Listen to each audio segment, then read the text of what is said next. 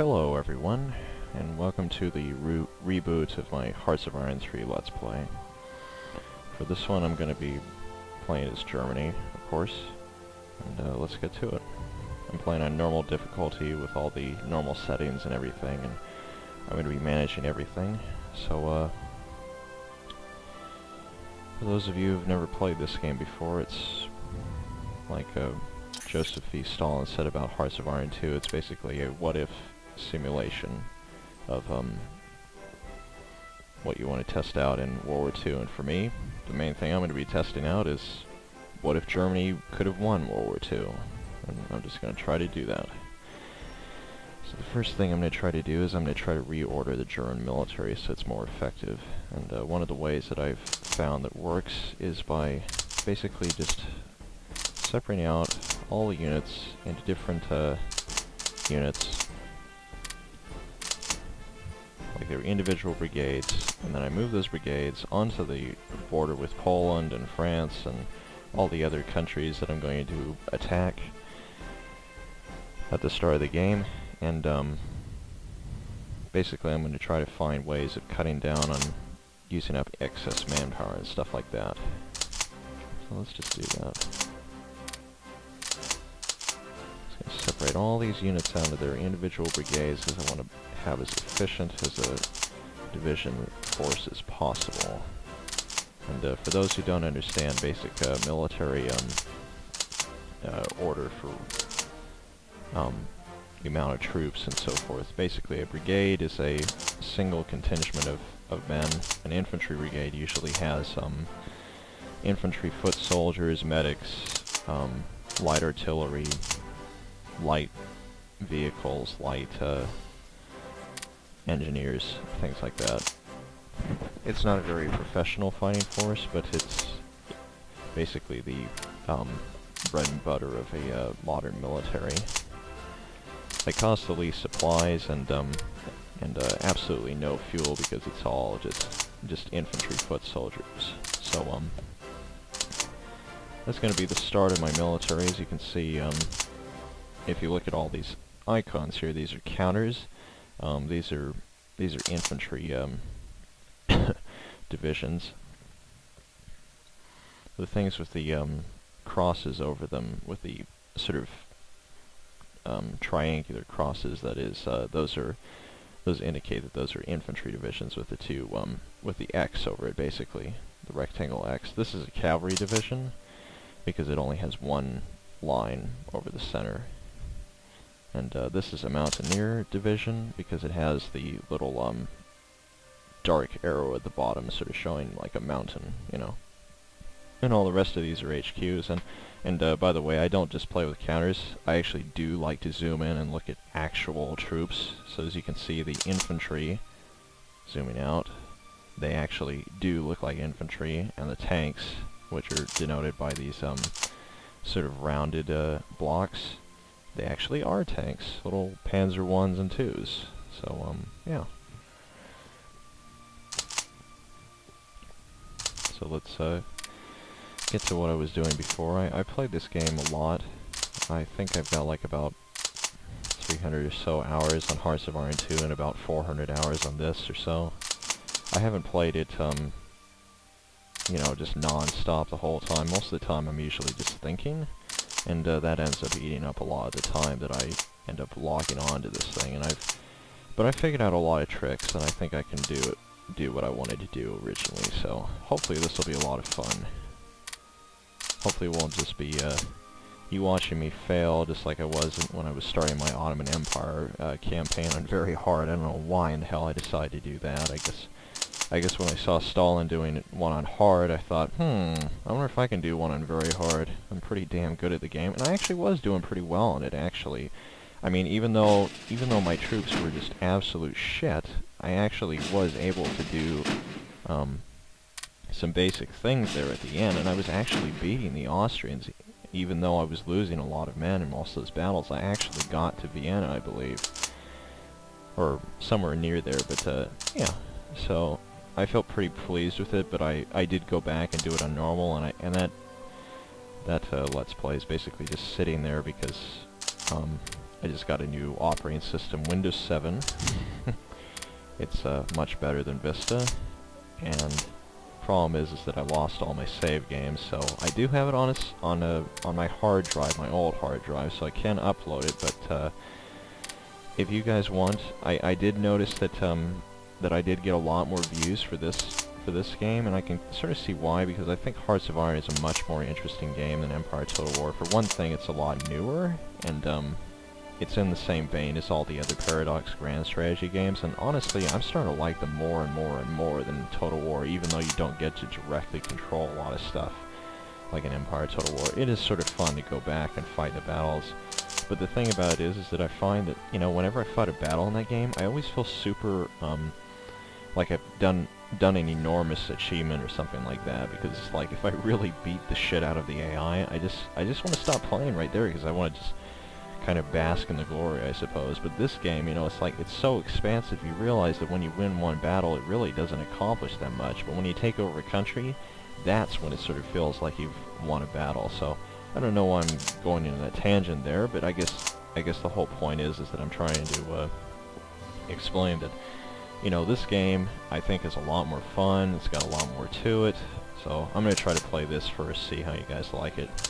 Those few of you who actually are still watching my channel, I know I haven't uploaded anything in a long time, and I'm sorry I haven't uploaded any Star Wars videos or tried to re-upload the ones that got their music cut out and practically all their sound or even the entire video cut out, because for some reason YouTube decided to hate me for uploading Star Wars games, gameplay of Star Wars games that have the music in them. I mean, there's no way I could really strip the music out unless I just play without the music, and then they probably wouldn't even do anything, but it's like I'm still playing the game, and the game has that music in it. Either way, I don't want to get into it because it's just irritating, but I'm sure if you've ever uploaded any Star Wars videos or even gameplay from the game, I'm sure you've seen that there's been some videos that have been grabbed for the censorship and so forth. Censorship. As if it even needs to be censored when it's just music from a game, but enough of that. So, for those of you who've never played this game before, it's basically just a grand strategy game where you play as a country from World War II, well, before World War II, or during, or after even World War II, and you basically try to lead it to greatness, however powerful or weak you may be.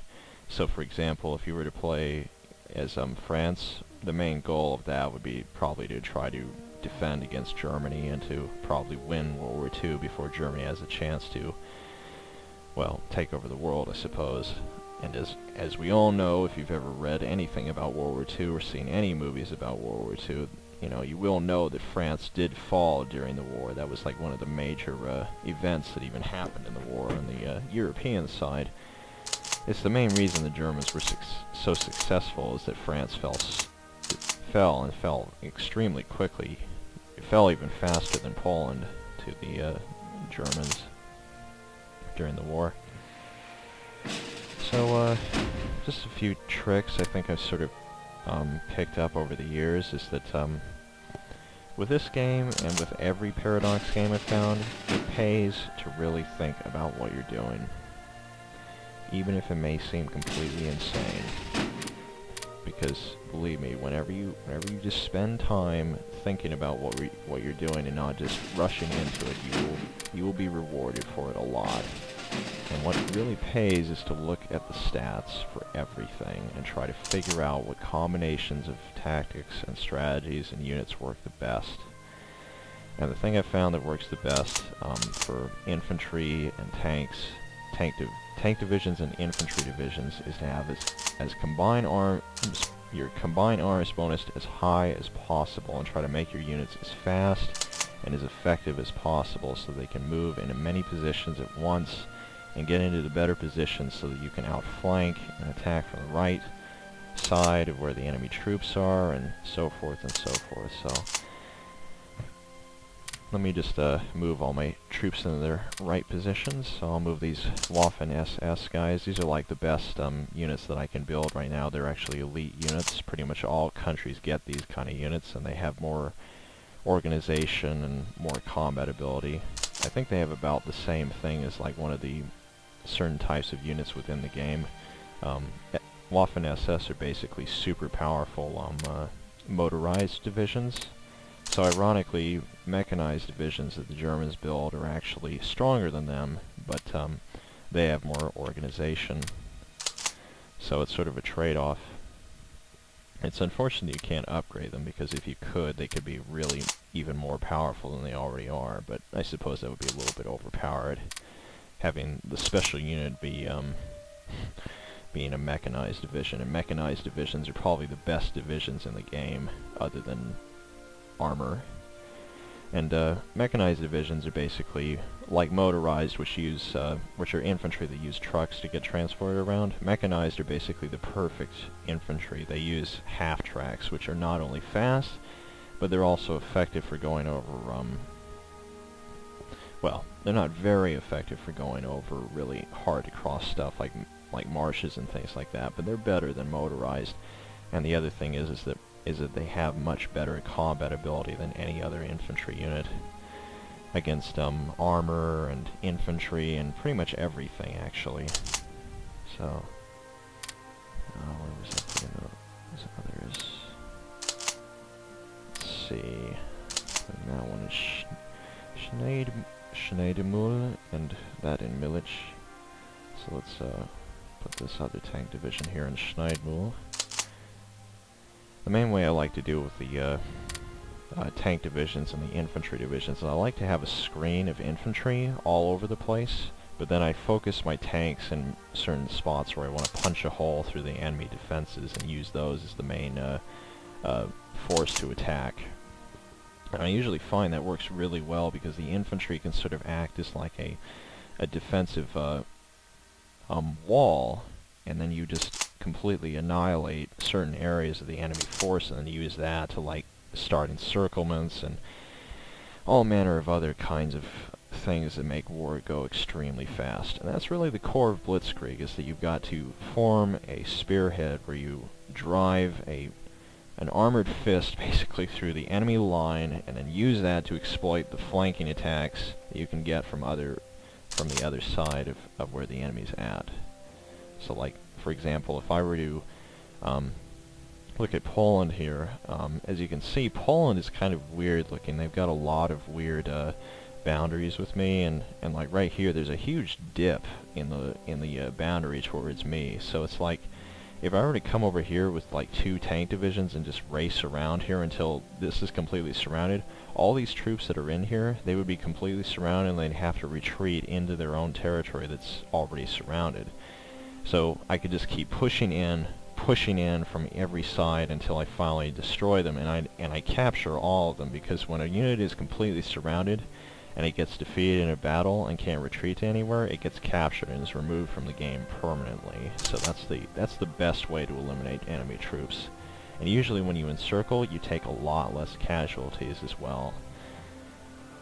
So it often ends up being the best strategy. Unless, of course, you're going for making an enemy country into a puppet state.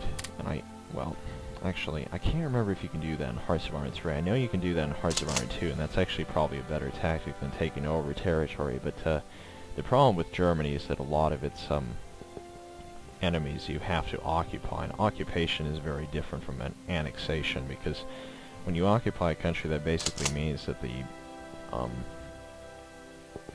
country itself hasn't been taken over yet, but well, it has been taken over, but the thing is that the government is in exile. It's not really defeated. You could still lose the war against them. The war isn't completely over. And as such, you don't get all the bonuses from annexing territory that you normally would. You have to have like a government that steps in that's sort of like the Vichy French, and basically control the populace and keep them from revolting against you and so forth. So yeah, you basically turn into an evil bastard and try to manipulate people even more. So yep. It's one of the grim realities of war, just like so many other things. You end up having to, yeah, kill people and also manipulate them into thinking that you're the good guys. Which is what the Germans constantly tried to do. As well as pretty much everyone else throughout all of history, I think.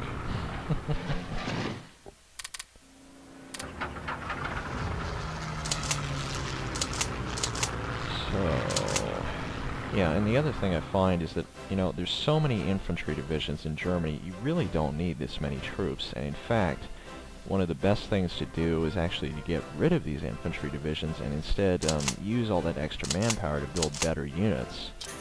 And the other thing is that when you build units, those units stay unupgraded if you get better technology later on. So it's better to actually build units when you need them, not in reserve.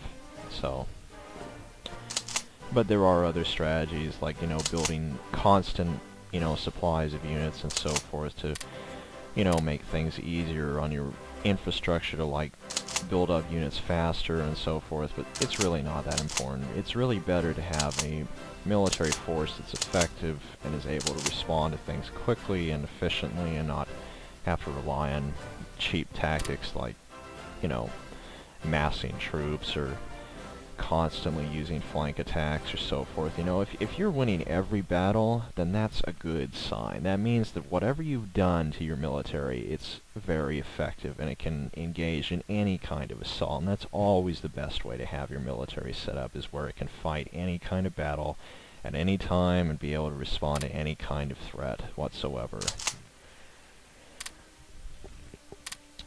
So that's what I'm always trying to look for. I'm always trying to look for the most versatile force that I can possibly get, and once I've got that, then I just try to make as many units of that type as possible, because the more units you have of a certain type, the better you'll be able to perform with that kind of assault.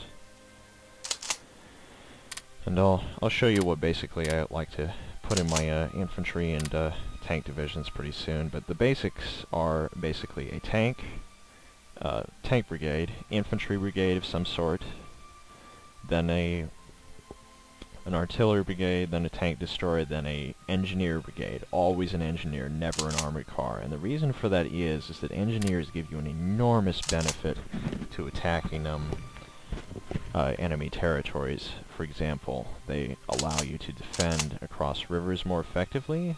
They allow you to, and I'm sure I've actually explained this in my previous video when I was talking about the engineers so much and how useful they are, but I guess the thing about it is that hardly any people even use them, and I myself hardly even use them at all. I thought they were just cheap units that you just sort of just sort of put behind the lines and just sort of help you with some random encounters with rivers and stuff like that, but no, they are useful in every situation. Use them in every fucking brigade. I mean division, and you will win every battle unless your country is completely backward. So, and the other thing is that in this new release of for the not for the motherland, for the their finest hour, they Paradox decided to throw out the old combined arms bonus thing and basically stick in a new one that is so much more realistic. It's ridiculous. It's literally perfect. It's exactly what you're looking for in a combined arms bonus situation. And combined arms bonus basically means that you have so many different types of units that you can engage in any kind of assault, and they can all help each other as effectively as possible. So well, before I get ahead of myself, let me start deploying all my troops into the right spots and so forth. Okay, let me get all these other tank divisions I saw over here. So I put one over there. I guess I'll put one into Newston too. Engineer, that is. Put another one over there. Where did I have those other tanks at? I don't think I had them in Newston. Yeah. Put one there, put one there, and I put that other one in Newston. Okay. Alright. So I'll put this one Yeah, so put these two in another territory. I'll probably put them actually in Flensburg because I want to attack Denmark as fast as possible. Take them over. I might even attack them before the war even starts, historically, in the real world. Let's see. So I've got all the infantry divisions splayed out over there. Yeah. So basically what I'm doing now is I'm just moving one brigade for every single place where I want an infantry brigade, and that's it. Every excess troop that I have, I'm just leaving where they are. And when I finally see how many excess guys I have left, I'm just going to move them to Berlin and then delete them all, because there's no point in having all those infantry brigades that just suck up manpower and supplies and reinforcements and all the rest of it, and upgrades. Oh god. And it takes 1,000 years to upgrade troops. Never have a huge number of troops because it's just ridiculous. There's just no way you can get to so many upgrades in so short of a time. You've got so little time in this game to do all the stuff, so you've got to make it count. Unless you're playing on easy difficulty, when virtually everything you do is just simple. I mean, literally you could win the game with your eyes closed. If you just set everything to AI, you probably would win every goddamn game, because you get such huge bonuses in combat.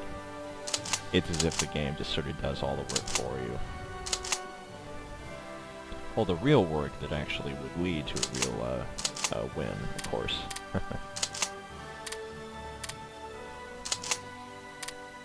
So right now I'm securing the western borders. I always like to put my troops on the flanks with the countries that I'm actually going to fight. I don't really worry too much about Austria or Czechoslovakia. I have actually fought Czechoslovakia one time. They actually did declare war on me when I demanded that they become my vassal as Slovakia, and I annexed the rest of the Czech Republic. But it only happened once. I mean, it was when I really screwed up royally. I didn't build nearly enough infantry brigades, and I had done what I'm doing now, where I'm basically moving all my troops around, but I didn't do it nearly as well as I'm going to do it now, so I don't think it's going to happen again, but we'll see, of course. Oh, and also, all these special units, like the Mountaineer Brigades, these guys are actually really useful, so do save them, because they're actually pretty useful in fighting in certain terrain, certain parts of the world, that is. Like, for example, I'll show you on the terrain map mode here. This is the simplified version, but it gives you the best image of it. As you can see here, this is forest, which is green, and this is hills, which is brown, and Mountaineer divisions do the best in hills and mountains, and this is mostly what southern Germany is, so they've actually got them in a good place, but I'm not really fighting Austria, so I might as well put them over in Laroque to defend against the French. And I have seen that when I do this strategy, the French tend to get a little overzealous with attacking me, and they end up attacking me, and like over and over and over again, and they lose so many troops trying to attack across the river and against my super powerful divisions that they end up just losing so many men. It's ridiculously funny.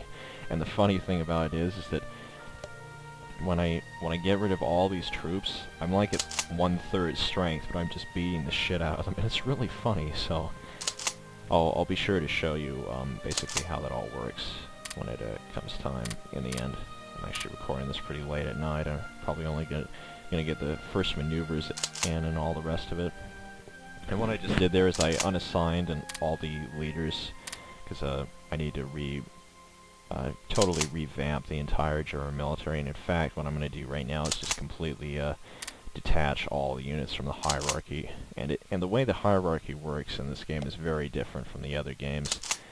The hierarchy in Hearts of Iron 2 was non-existent, and in this game it actually means something. Like in the original game, HQ units didn't really mean anything at all, but in this game they mean everything. It's basically how your chain of command works. And when you don't have your units based on a long chain of command with a lot of advisors at the top and a lot of chief of staff, you're not going to get a lot of effective commands going, because you want to have a lot of guys looking at it, a lot of guys giving input and so forth. It's basically their way of showing that, you know, when you have more guys thinking about how plans are going to work, then it's probably going to be a more successful plan if they can agree on something that is effective. So, and I'm just going to stick this garrison and anti-aircraft thing in like one of these big cities over to the west, because I'll probably need them to like man some of the anti-aircraft guns.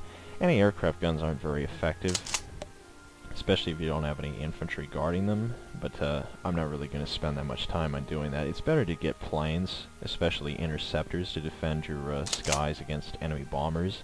And I usually like to go for an air superiority instead of strategic bombing or tactical bombing campaign, because I find that I develop my infantry and my tanks so well, I don't even need to bother with the aircraft, honestly.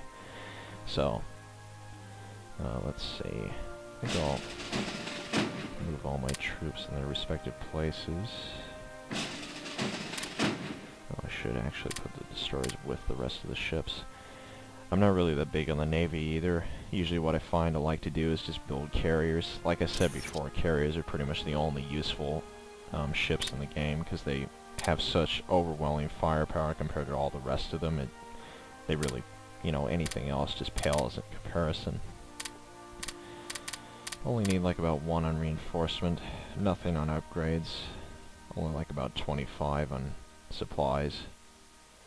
The rest on that, and 0.01 on consumer goods, so that it's just as above, you know, the need. You don't make any money by over investing in consumer goods. It's only there to reduce revolt risk from dissent now. So, let me just show you how to build a good division. So first of all, you want to put a light armor brigade there, and also click as reserves. Always do that, because it'll give you more time to increase their manpower later. Never build troops like that, because you can mobilize them, and it's very effective as well. So light armor, either motorized or Waffen-SS, since I need to build 3. Yeah, so you can only build 3, so I'm just going to build 3 of these. So light armor, Waffen-SS, and as you can see here, since I added the infantry, these two have lighted up. And it's giving me a 5% combined arms bonus for combat, and that's big. That's like just a basic modifier to how effective the troops are. And what you'll find is that when you add other stuff, like the tank destroyer, and then the engineer, I can only have 4 brigades, and so I've totally filled this out. You can actually have it to 5, and then get a full 20% combined arms bonus, and that's really big. But as you can see here, this is really balanced. This is a very effective fighting force. Not only do they have a lot of soft attack and hard attack, but they have a lot of piercing attack and armor. Toughness and defensiveness are virtually equal. Air defense is pretty high for a non-air attacking unit. And the other thing is that, you know, looking at the engineer stats in one of these, as I've shown you before, you know, they have some pretty nice benefits right here. So a lot of forward attack, river defense, river movement. They basically just help you everywhere, you know? It's really amazing what engineers can do. I mean, in reality, engineers are probably the most important part of your military, because they basically act as the construction workers of combat. They build forts, they build bridges, they build defenses, they help you to dig in. I mean, it's amazing how neglected engineers are in this game. You know, I think if a lot of people used engineers, they'd probably end up winning a lot more wars, because engineers are so ridiculously helpful, you know? When you have engineers, you really do have a much better grasp on how to fight, especially in World War II, when, you know, having good defenses was always important. Alright, so we're going to build those 3, and what I like to do is I like to build small groups of things that I need. Interceptors, I'll build like about 3 of those.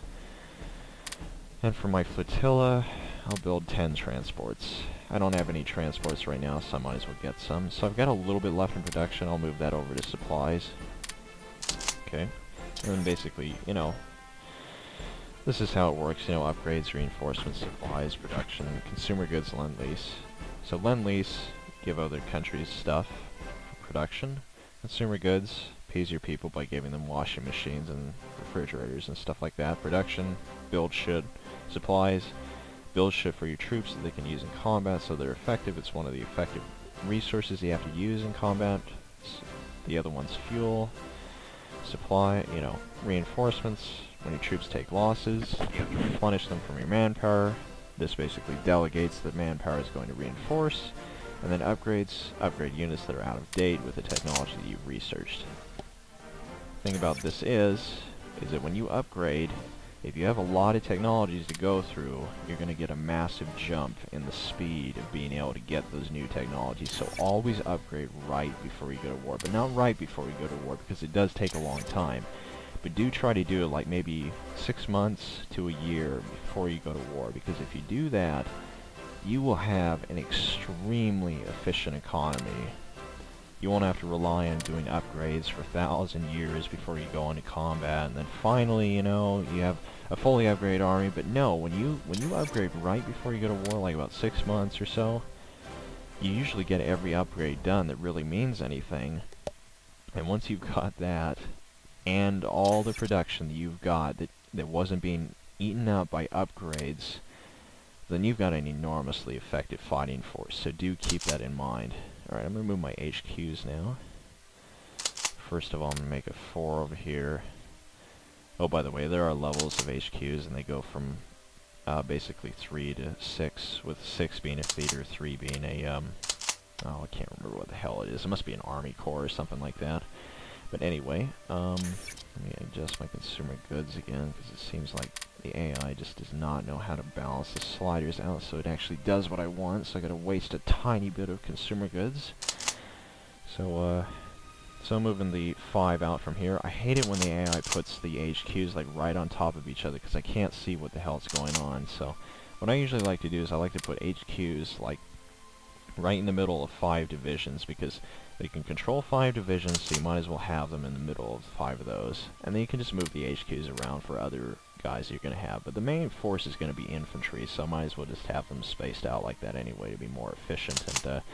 And the goal with this is to be as efficient in-game as you are aesthetically. So it's like when you've got, you know, your troops splayed out like this, it's not very pretty to look at. It's not very easy to get around to actually move stuff. So when you do finally go into combat, you know, you probably aren't going to know what to click on, so you probably want to make sure that you've got much better organization, both physically and statistically in-game. So I've moved that HQ over there to that middle, so what's the middle here? It's Sulikau. Where's the nearest HQ? There it is. He's already moving there, that's good. That guy's moving there. Yep, they're moving there, alright. Again, we're leaving those infantry divisions there. Who knows if we may not need them. And some of these HQs we probably will be able to do without, actually. Let's see. There's the middle for that. Meppen's the middle for that. Mönchengladbach. I'm not going to delete these brigades just yet, though, because I do need to, well, I need to keep these brigades that are just sort of sitting around until I finally remilitarize the Rhineland, and then I can delete them, because that's the only event that Germany has where it needs a certain number of brigades to actually do stuff. And that's the idea that, you know, the Wehrmacht was created. It needed to be huge in order to intimidate the Allies, to keep them from, you know, coming after me if I was remilitarizing the Rhineland, because it actually was a breaking of the Versailles Treaty, just like was resetting up the military and the Air Force and the Navy and all the rest of it that the Germans did. Let's see. Saarbrücken.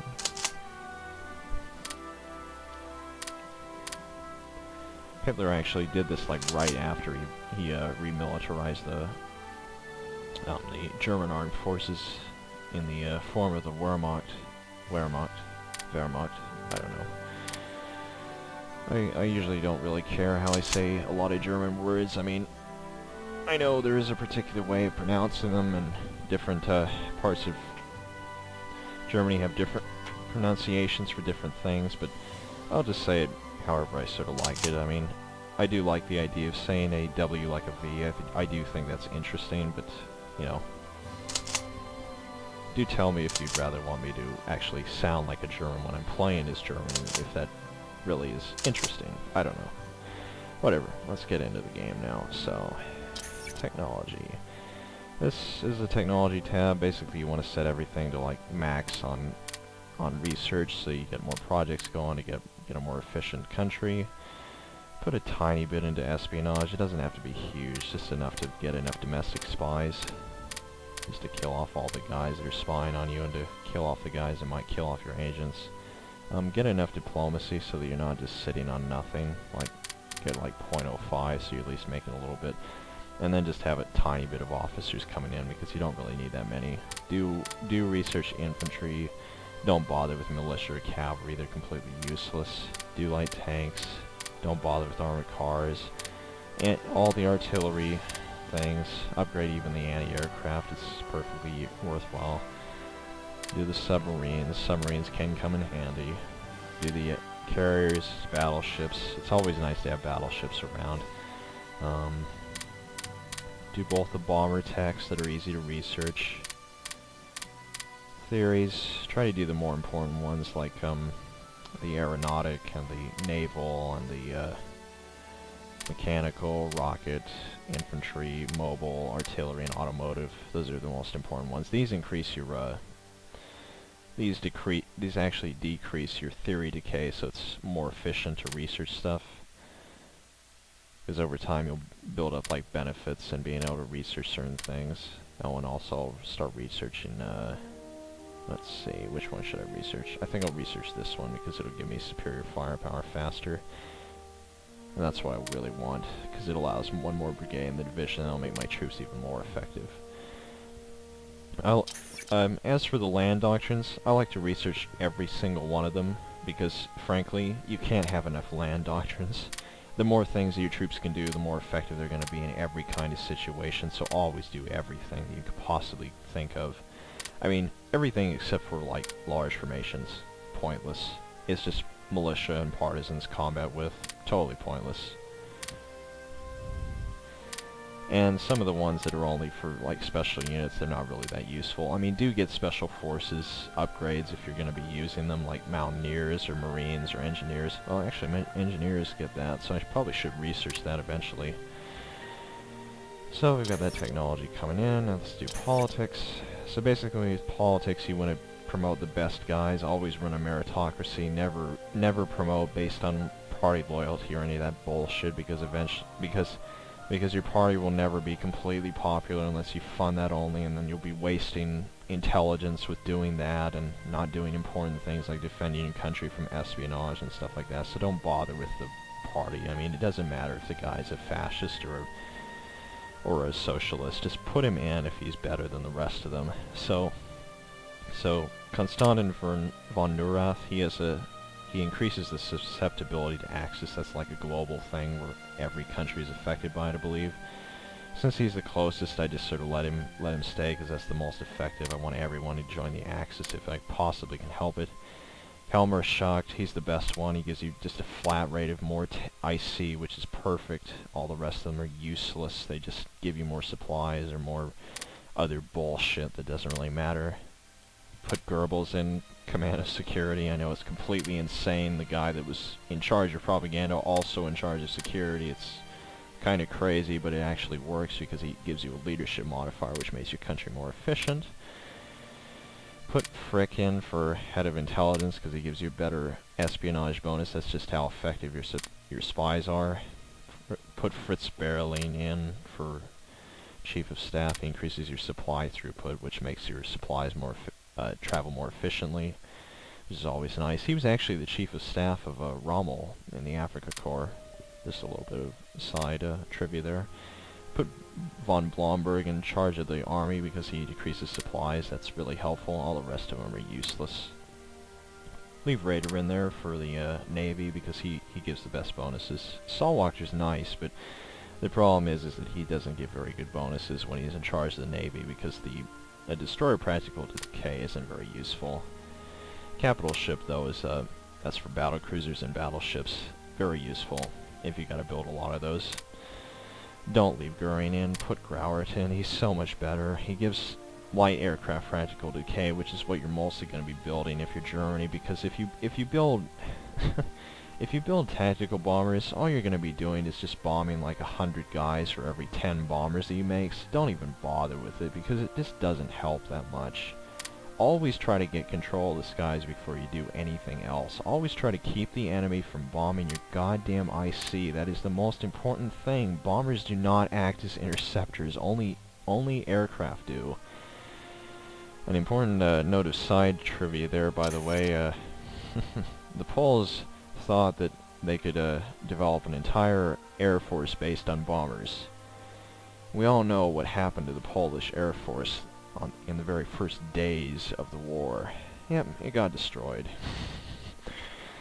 They funded bombers over fighters. They had biplane fighters and basically Henkel 111s for their bombers. Yeah, and they got shot down by the Messerschmitts just the same.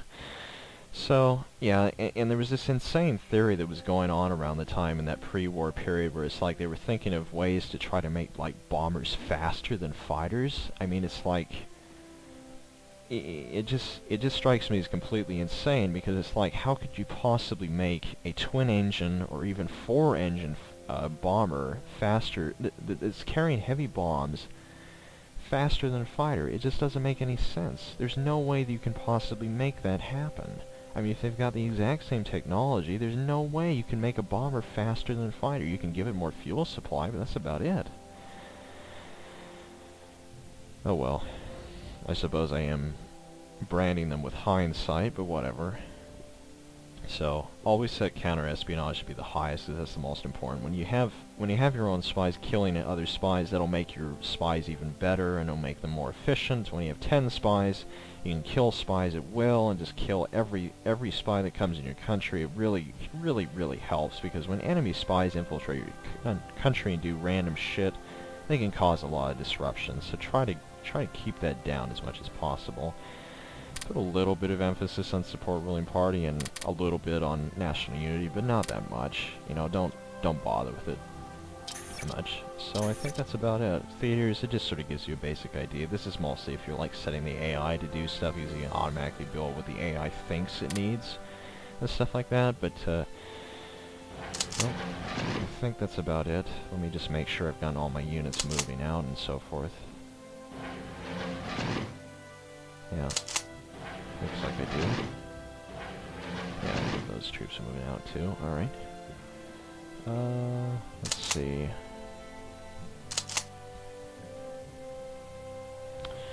I think I'll just make the level 4 and 5s over here later on. Don't really need to be that efficient during peace anyway. So let's go. Yes, so now you can see everything is moving around. Everyone is moving. It's utter chaos in Germany. Something has happened to the chain of command where people are randomly moving around instead of staying in one place and looking at their toes. Yeah. So yeah. So we if you didn't notice, I just did the event to reoccupy the Rhineland. Yeah, occupy on the very first day. That's usually the best time to do it. You can always do it as long as you move your troops as fast as possible. Do the 3-year draft thing when you change the law. It basically gives you more manpower and more officer recruitment, so that's very useful.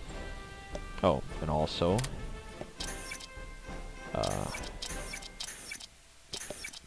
where is it? Oh, it's in politics, that's right. Oh, by the way, in industrial policy laws, you'll notice up here it says more efficient laws can be enacted, mixed industry. Well, look at it before you enact it. That's my rule. First of all, consumer product orientation, which is what I'm on right now, it gives you negative 1% consumer goods during peacetime. That's the amount that's needed. Daily descent change is negative 20%. That's also what's needed. And then IC efficiency for production is negative 15. That's too bad. It could be better, but, you know, it's not that bad. So supplies, plus 10% for mixed industry, that's okay. Consumer goods during wartime and peacetime is negative 5, that's okay. But that daily descent change just goes completely out the window. And believe me, when that goes out the window, the amount of goods that you have to put into consumer goods is just ridiculous. So don't even bother with it. When you're in wartime, you'll have mass production. You won't have any consumer goods to worry about. You'll have plenty of IC to build the stuff. It's all about preparation in the first years of the game, basically. But once you're at war, you can get away with all the shit that you would normally not be able to get away with. Like, you can do total economic mobilization, get a massive amount of IC, and do this too. Oh, and if you don't know what IC is an abbreviation for industrial capacity, and it's basically the economic strength of your country. It's how much stuff you can fund in this screen. So, again, the upgrades, supplies, production, consumer goods, all that stuff. So now, oh, and by the way, the game updates every hour, and then every day it upgrades the resources and all the supply values and stuff like that. So right now, some units are in poor supply because I moved them away from feeders and stuff like that. So people are pissed off, and I'm changing things again. I'm sure if I ever make a democracy or rulers of nations let's play, I'm sure I'll have a fun time of describing all the ways that people love to piss me off. More ways than one. Whenever I try to do the right thing and everyone starts to revolt for no reason whatsoever, just because I'm doing something differently. It's always nice. It's always nice when you don't get support from the people that actually matter. Alright, so the main thing that's changed is that the production and technology screens are different. For now, I'm requiring more in certain things and less in others, so I gotta fund a little bit more in production to keep up. Reinforcements are taking a lot. I'm not gonna move that because, well, actually I could, because that would get rid of that decrease faster. I'll just let supplies rot there for a second. And technology, this is the one that changed the biggest, because you get another research technology, and you get a little bit more to spend on espionage and all the rest of the stuff, so that's helpful. Get 007 spies, because we all like James Bond, I suppose. Set that down to 0.05. Diplomatic influence is only used for influencing countries and trade deals and stuff like that, so don't even bother with it unless you're actively trying to get people on your side. To me, the fewer people in the Axis, the better, honestly, because that means that's more countries that I can take over for my own IC, and I can't trust the AI, even if it was, even if it had an IQ of 1,000 and so forth. Because it doesn't. AI doesn't know a goddamn thing about what to do. It thinks that building massive amounts of tactical and strategic bombers is the way to win every war, and yet I end up blitzkrieging France faster than the Germans did. And Poland, I might add. I've prided myself on being able to destroy Poland in less than a year. I mean, less than a month. Less than 3 weeks, even, sometimes. So, I think that's about it. Now let's move reinforcements down. They don't need to be that big.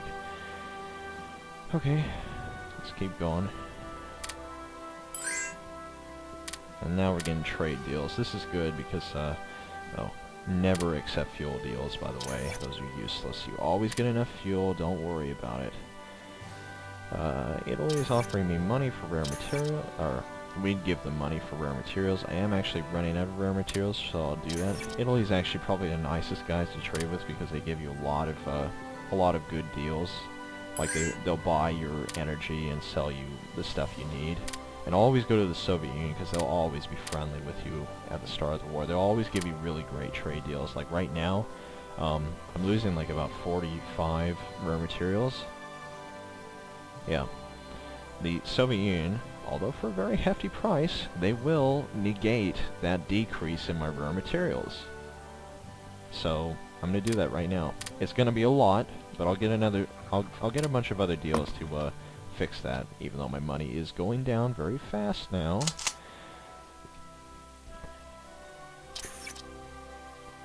Oh yes, and I forgot to mention you also get events during the game, and these can be helpful or extremely unhelpful. Like sometimes they can give you bonuses that are temporary, but incur a lot of penalties that are stupid. So right now we've got an interesting event. It says prohibit the establishment of new parties. It says there has been an ongoing discussion in our government for some time now in regards to whether new organizations such as trade unions and political parties, i.e. political enemies, should be allowed to form or not. Several of our ministers are of the opinion that it poses too much of a threat to our current government and that it would be better to instead to impose certain restrictions and increase control of those aspects of life. Now, honestly, I know what every Nazi would have done if they had seen this event pop up. They would have said, and not a day too early. Of course, prohibit all the new parties. We want the NSDAP to be extremely effective. But in reality, look at what it does. It gives me a 20-day bonus in leadership, which is pointless. I gain 1 in dissent, and the NSDAP loses 5 popularity, but none of the other parties lose any organization or popularity, so there's no point. This is what I would do in real life anyway. So even though the NSDAP becomes a little bit less organized, they actually get a little bit of extra popularity, which can help. So, always, always, always look at the event before you do it. Always try to. Because if you don't, and you sign on to an event that just fucks you over, then there's no going back. Once you click that button, there's nothing you can do. The Soviet Union's really good about buying supplies, too. Supplies are like your best go-to resource for selling to other countries. Interesting. Oh, I think I know. Yeah, my reinforcements are done, for the most part. Alright, so we'll start building some more supplies, that's good. Oh, I guess I can defund some of the consumer goods. I'm gonna go to bed pretty soon, it's like about 12:15 right now. Even the Fuhrer needs to rest sometimes. In fact, Hitler was actually sleeping on June 6th when the Allies invaded, and he refused to even believe they had invaded until, like, way after they captured France and so forth, I believe.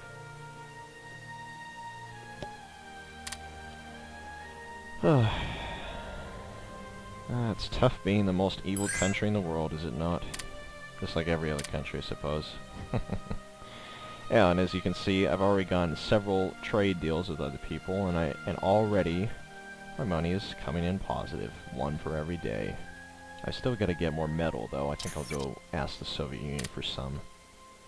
Let's go get 50 metal from them. Yep, there we go. No deficit now. Thank you, Soviet Union. You're so helpful. Maybe I won't invade you as fast as I did last time.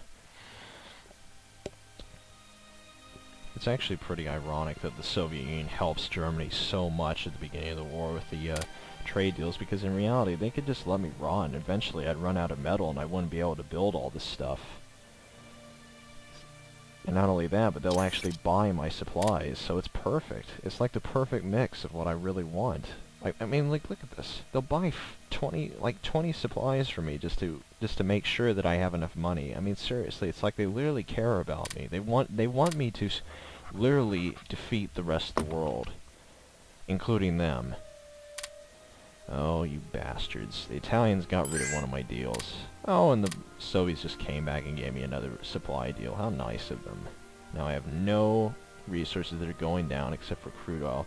This one goes down a lot when you're producing fuel. It basically just means that you're running out of the resource and that you're trying to produce more fuel than you are trying to conserve the crude oil, but that'll stop going down eventually when the computer realizes, oh, you're getting close to empty, so we probably shouldn't start changing the crude oil into fuel anymore because we're running out of supplies. And for some reason the Italians decided to fuck me over again and not keep a goddamn deal again with me. So let's buy some more rare materials from the Soviets. Oh, they can't take care of it. Alright, let's get some more from Italy then. I am starting to run out of diplomatic stuff. Oh, look at that. They'll sell it right back to me. Why don't you just keep the deal with me to begin with? What fools. Why don't they just... Whatever. The AI works in mysterious ways. Even though they're technically my allies right now, well, they're not really my allies, but they're probably one of the more friendly countries towards me, just like Japan or something like Hungary, I suppose. Hungary was like one of the biggest allies of Germany in the Balkans, then Bulgaria. And as you can see here, Finland and, well, Sweden wants to buy some stuff from me. It's about equal, so I might as well accept both of them. I'll get a little bit of extra rare materials and a little bit of extra money. It's okay. I'll do that, and I will do that. Can't have enough rare materials. Ah, the Graf Spee just finished. Good. Graf Spee. Right. Yes, the Schlachtflotte is looking very good. So let's put Raider in command of that. And as for these submarines, let's put von Nordeck in command of them. Always try to look for the good commanders with good traits for naval and Air Force.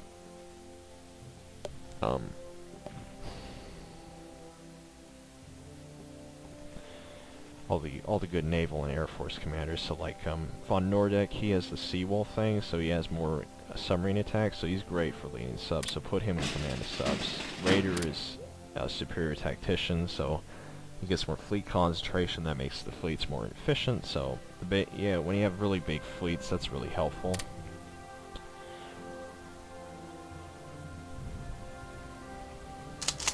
And we got some tactical bombers over here, so we want to put someone who's a tank buster in, because that gives you more tactical attack. So Kesselring will be perfect for that. He's got a lot of skill too. That's a great bonus. And let's put Grauert in control the other one. And for my first Flieger Corps, that is basically just an interceptor squadron, I'll put Felmy in, because he's pretty good. And actually Milch. Milch is nice. He's got two really good things. He's got an offense, and he's also got spotting chance, which I believe increases his ability to see subs or other planes, but I'm not really sure what it does exactly. I haven't tested everything, you know. I'm kind of an adept noob, I suppose. So if something isn't really working, but I think it is, it would be nice if you guys could, oh, look at that. The Italians have already conquered Ethiopia. They usually take them over pretty fast. This is probably the fastest one I've ever seen. That's good. Hopefully the Japanese won't be complete wusses like they were in that one game where I played basically throughout the whole game. You know, I played up to about the end of 1941. I beat the Soviet Union, took them over, and I just figured, yeah, fuck this. I've won the game. There's no way anyone can beat me when I have 700 IC. That's like twice the amount that the US has, even when they mobilize and so forth. And especially when I have like 3 times the landmass with all of Russia under my command. And that literally is what happened at the end of the game. I basically beat the Soviet Union, I took over Moscow, the whole thing capitulated. I just completely annexed the Soviet Union. I mean, all of that was mine. It was just ridiculous.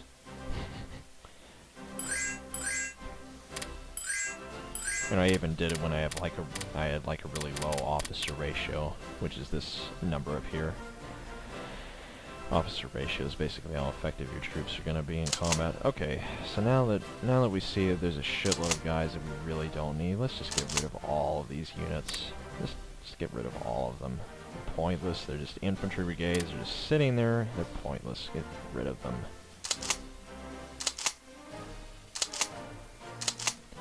Get rid of these. Get rid of these. Leave that there. That's an okay unit to have around. Get rid of these. Yeah, that's good. Alright. So I think now I can finally start to, actually have my goddamn troops actually connected to things. Let's put these two in command of a level 4. Put that level 4 in Breslau. And connect that to that level 5 over there. Connect this level 5 to level 6. Oh, it's already connected, never mind. Okay. Connect these two level 3s to a level 4. Put that level 4 like around Bensheim. And then connect these two level 3s to a level 4. Put that like an Essen. And then connect these two level 4s. Level 4s. Where's the level 4? Why is it not being selected? Okay, this is really weird. Why is it not selecting my other level 4? Oh, whatever. I'll just make one off of this one. I guess I could make 2, actually. I could make 2 level 5s. Let's just put this one up in, like, Frankfurt. Attach that to, OB West. Attach this one to OB West. These guys will be, like, in, well, let's put them in Minden. Make these guys all attached to one, well, first let's join up these guys. Let's have all these guys attached to one group. Attach them to a group. Attach them to the 5 over there. Okay. So now we've got a basic chain of command that's probably going to work pretty well.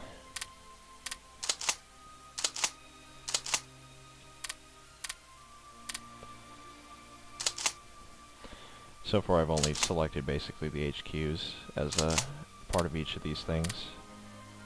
So only the HQs are getting the benefit of having the large chain of command right now. But that's about to change pretty soon.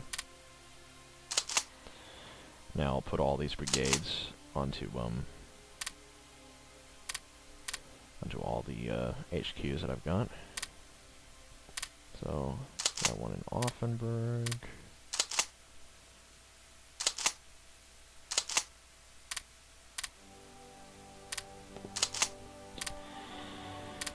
Yeah.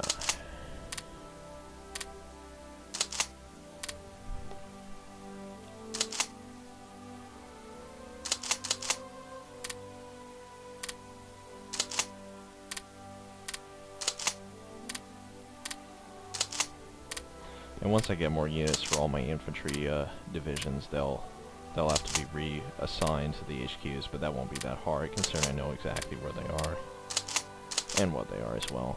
This is just the basics. But once I've got all this and all the right leaders set up in all the right places, then I'll have a very efficient army.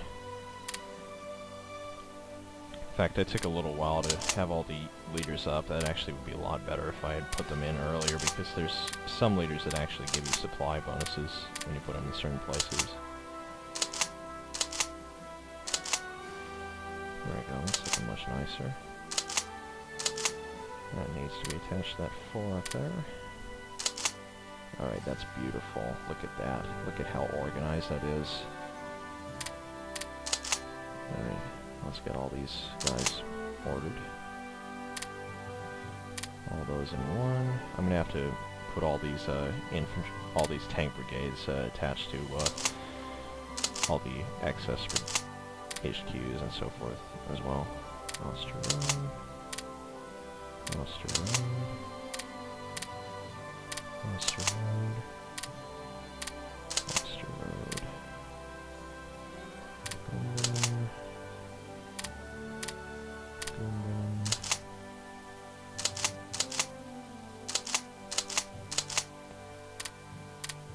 Gumben. Beautiful. Beautiful.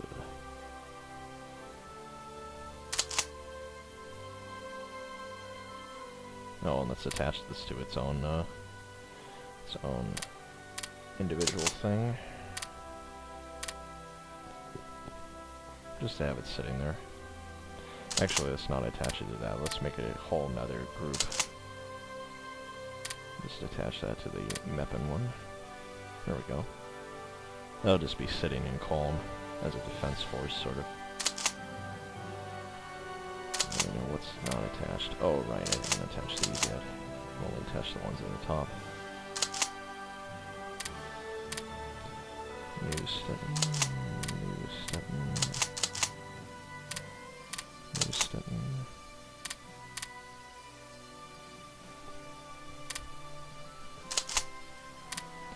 New Stettin.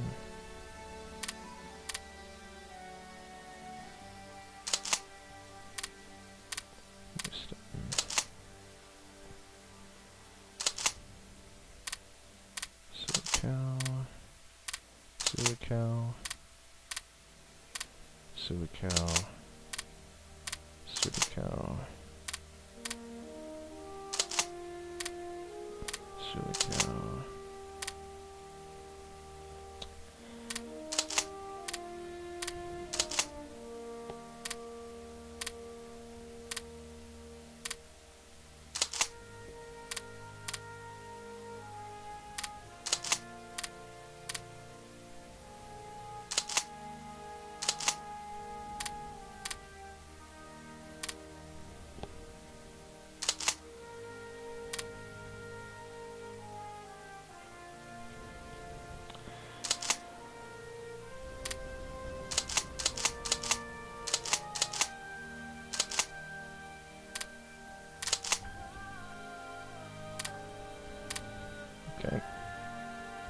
Looks good. I'll keep these infantry in reserve just in case I need to move them over into Slovakia when it gets built.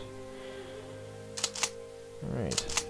This is looking much better. So which ones are still unattached? Oh, right, there's some up here. No, we don't need these.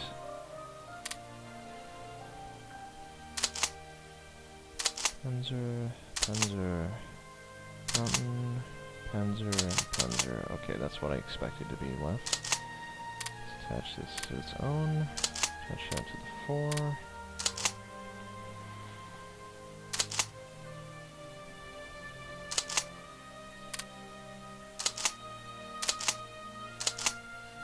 In fact, I'll show you another tab that's even easier to do all this stuff in. Oh, you can't select both of them at once. That's too bad.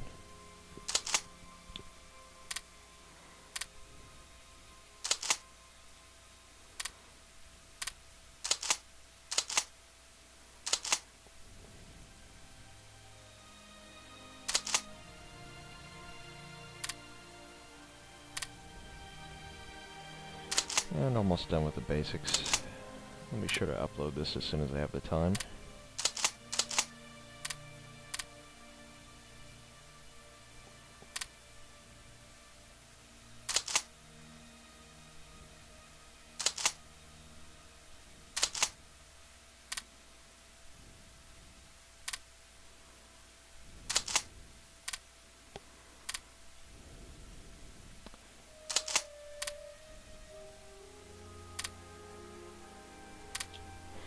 And that should be it. So let's assign leaders for the main armies. First of all, von Rundstedt for the, well, von Kluge actually for the Eastern Front because he gives Winter Specialist bonuses. And then von Rundstedt for the West because we need both defensive and offensive. And let's rename these to the Operation Theaters, like Barbarossa HQ for the East. And Lockton Rhine for the West. That's a good way to order things, that way you can sort of have a nice little name to remember things by. Now let's assign leaders for the 5s. We want a really good guy in each one of these, but no stats because it's better to leave those for the division commanders because they have the direct impact on certain units. Let's put really good guys in command, like von Weichs and Heismeyer and From. There we go. That'll be effective. Now we also want to attach all these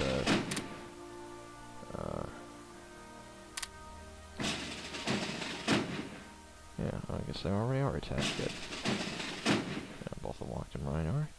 I think all the infantry, or rather all the aircraft are fucked up, although I think all of them are attached to Barbarossa. Let's attach them Locked and Rhine, because I have all my planes in the Western Front, for obvious reasons. Okay. Good. No planes or ships on the Eastern Front. That's exactly how I want it. Alright, so we've assigned all the 5s. Let's assign the 4s now. Let's let it run a little bit so I can see what I'm doing.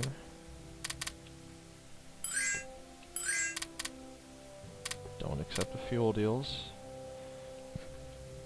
When you accept the fuel deals, you're resigning yourself to a fate that's worse than death. Well, probably not anything that grim. Oh, speaking of a fate worse than death, my consumer goods is up for some reason. I wonder how that could be happening. Perhaps an agent has infiltrated my ranks. Is reporting false data to me now.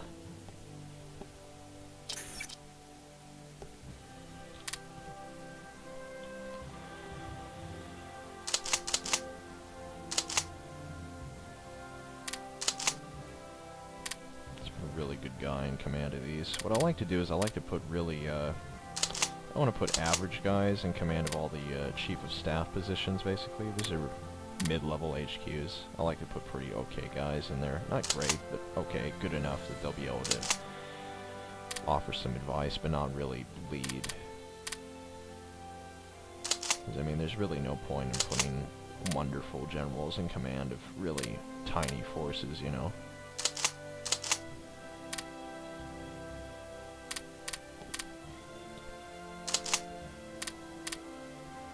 And in reality, you really do want the better generals to be commanding the divisions and the higher level things, because they'll affect everything.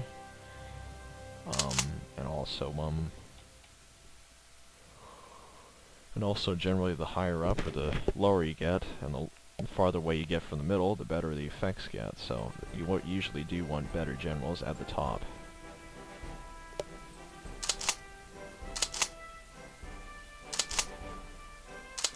So we got pretty good guys in there. 3 is usually the least important one, but let's get pretty good guys in there just the same. I usually like to put level 3 guys in with absolutely no stats, so they aren't just sucking up things that could be going to better commanders. Or rather, so they are sucking up things so the better commanders can go to better positions.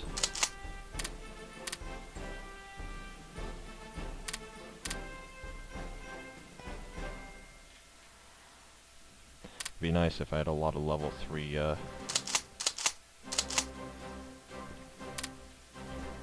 no traits, but unfortunately, what would be even nicer is if I had a lot of guys that have level 3, but oh, speaking of which, yeah, Old Guard. Always put an Old Guard guy in command of the HQ, because when you put them in command of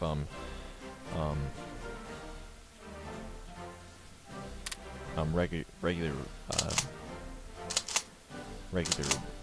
divisions, they'll fuck up the experience gain for the troops, so never do that. All the gray ones affect only the troops that they directly command, so it's only going to be affecting the HQs, so it's really not that big of a deal. HQs should only be used for, like, taking over territories that are, you know, pointless for your own men to be taking over. So let's see how the Barbarossa thing looks.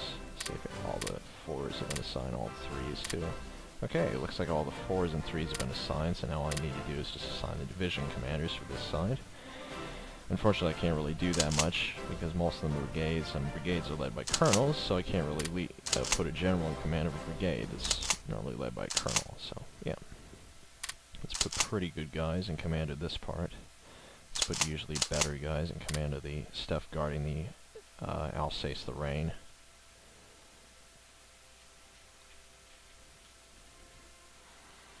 So yeah, let's put von Amon in command of this one over here. So he's got an Old Guard thing, so that won't fuck up any of my things down here.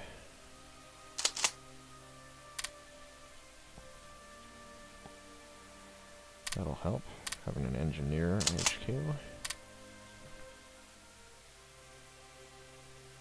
Guess I'll put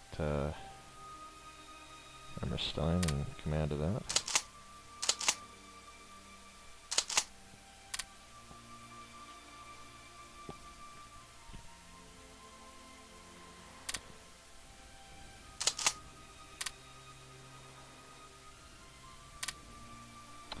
Alright, let's check Locked Rhine just to see what's left.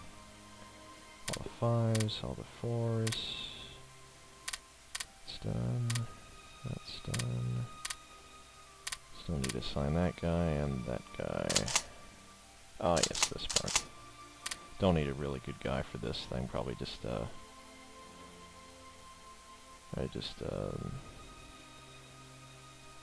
just a guy with yeah, like that. Put him in command there because he's got no real good stats. Put a significantly better guy in, probably like one of these guys. Alright, that should be it. Yep, now it's just the division commanders. Excellent. So let's just do that for the few that I can actually do it for. All the Waffen-SS are going to be commanded by the best ones. Guderian. That's a regular one. I'll give it to one of the lower level guys like Hopner. What's this? That's a Waffen-SS. Don't want to put Manstein right there. I'll put Schweppenberg in command of that one. He's pretty good. That's not a very full one. I think I'll put von Kleist in command of that one. That's not a very good one either. Where did I put all these? I guess I did put the Waffen-SS down there. Alright, I'll put Manstein command of that one. I'll put von Kleist. Well, no, I want von Kleist leading an SS division. Let's put Dietrich in command of that one. The reason I'm putting these guys with the tanks next to their names is because Battle Master trait gives a 10% combined arms bonus, so it makes the combined arms bonus even higher for those troops. And you want as much combined arms bonus for your most effective troops as possible, because it makes them more effective in everything they do. So that should be good. I don't think I can assign any generals for any of these. Yeah, whenever I click on it, see, even the lowest ranked guys can't command it. I can put guys in for the cavalry over here. I guess I'll put one of the weird guys in, like Bohm. Looks like he belongs like in the jungle or something. He's got like some sort of jungle cap on or something. I don't know. He's got the commando bonus, which does something weird. Out of supply bonus. I don't know, they might need that. I seem to always do that for the guy for cavalry for some reason, so I just figure it's good to keep to old traditions that are funny but odd. Oh, and I can do it for the Gebirgs Brigade here. The Mountaineers. Let's put a pretty good guy in there with a defensive. Okay, I think that's it. I think that's all I can really do for this. So, wait. Oh, wait. Yeah, that's right. I do have this one that can actually be led, so let's put a pretty good guy in there. Defensive, of course. There we go. Don't think there's anything else I can actually... Oh, there actually is a tank division up here. That's right. I forgot about this one. Alright, let's put a pretty good guy in there. Nering. Let's see if there's any other guys that I can put in control of stuff.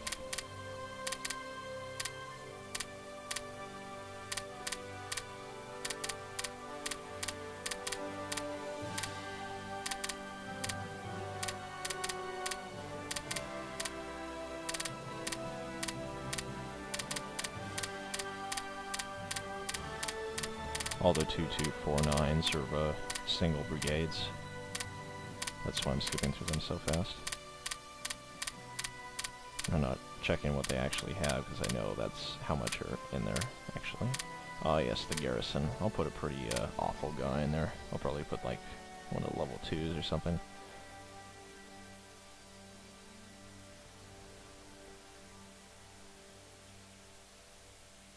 Probably don't want an old guard guy, but I don't know. Don't want to waste too much. Alright, let's just put Herrgott in there. Alright.